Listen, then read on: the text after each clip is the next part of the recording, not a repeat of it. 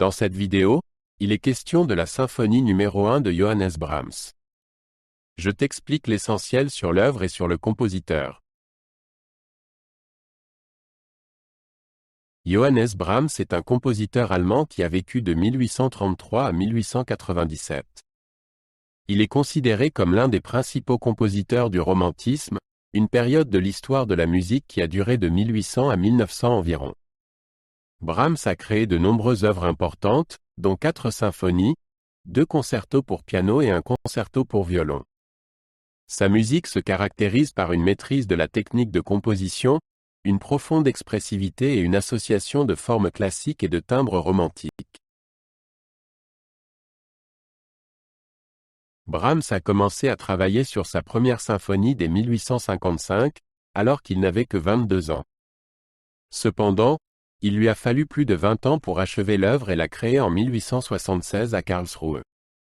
Cette longue période de gestation témoigne des exigences élevées de Brahms envers son propre travail et de son perfectionnisme.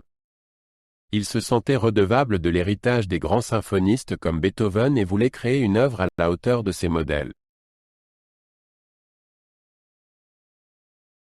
La symphonie numéro 1 de Brahms se compose de 4 mouvements disposés selon la séquence traditionnelle rapide-lent rapide-rapide. Le premier mouvement est un premier mouvement violent, le deuxième un andante lyrique, le troisième un allegretto vif et le quatrième un finale triomphal. L'instrumentation comprend un grand orchestre romantique avec des cordes, des bois, des cuivres et des timbales. Brahms utilise magistralement les timbres des différents instruments afin d'obtenir une large palette d'ambiance et d'expression. Le premier mouvement de la symphonie commence par un thème sombre et tendu dans les cordes graves et les timbales. Ce thème est le fil conducteur de tout le mouvement et est régulièrement interrompu par des moments lumineux et pleins d'espoir. Brahms développe le matériau musical de manière magistrale et intensifie le drame jusqu'à un point culminant violent. Le mouvement se termine finalement de manière silencieuse et pensive, comme s'il posait une question dans l'espace. Le deuxième mouvement forme un contraste calme avec le premier mouvement dramatique. Il est dans la tonalité de mi majeur et commence par une mélodie douce et mélodieuse aux cordes. Au fur et à mesure que le mouvement avance, les bois et les corps s'y joignent et continuent à tisser la mélodie. Brahms crée ici une atmosphère de chaleur, d'intimité et de consolation qui rappelle les leaders du compositeur. Le mouvement s'éteint finalement dans la paix et la réconciliation. Le troisième mouvement est un allegretto, c'est-à-dire un morceau modérément rapide à 3 temps. Il commence par un thème dansant aux clarinettes, accompagné par les cordes. Dans la partie centrale du mouvement, on entend une mélodie douce, presque mélancolique, au hautbois et au basson. Brahms traite ces 2 thèmes avec art et crée une alternance d'atmosphères joyeuses et pensives. Le mouvement se termine par un retour du thème initial et débouche sur un final joyeux.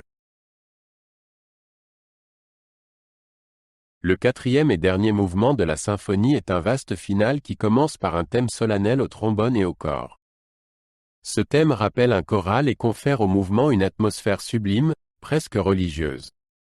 Dans la suite du mouvement, Brahms traite différentes idées musicales des mouvements précédents et les amène à une élévation grandiose.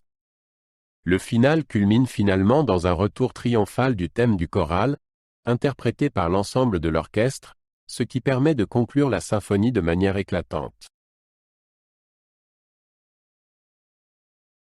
La symphonie numéro 1 de Brahms a été accueillie avec enthousiasme lors de sa création et a définitivement établi le compositeur comme l'un des principaux symphonistes de son époque. Les critiques ont salué la technique de composition magistrale, la profonde expressivité et le langage sonore original de l'œuvre. Aujourd'hui encore, cette symphonie fait partie des œuvres les plus populaires et les plus jouées du répertoire symphonique et n'a rien perdu de sa fascination et de son impact. Avec sa première symphonie, Brahms a repris l'héritage des grands symphonistes comme Beethoven et Schumann et a porté le genre de la symphonie vers de nouveaux sommets. Il allia la rigueur formelle classique à la profondeur expressive romantique, créant ainsi un style unique qui influença de nombreux compositeurs par la suite. En même temps, Brahms était un gardien de la tradition qui s'opposait aux innovations de l'école de la Nouvelle-Allemagne autour de Liszt et Wagner et qui s'accrochait aux idéaux classiques. Il devint ainsi un personnage clé dans la querelle musicale du XIXe siècle et marqua durablement l'évolution de la musique.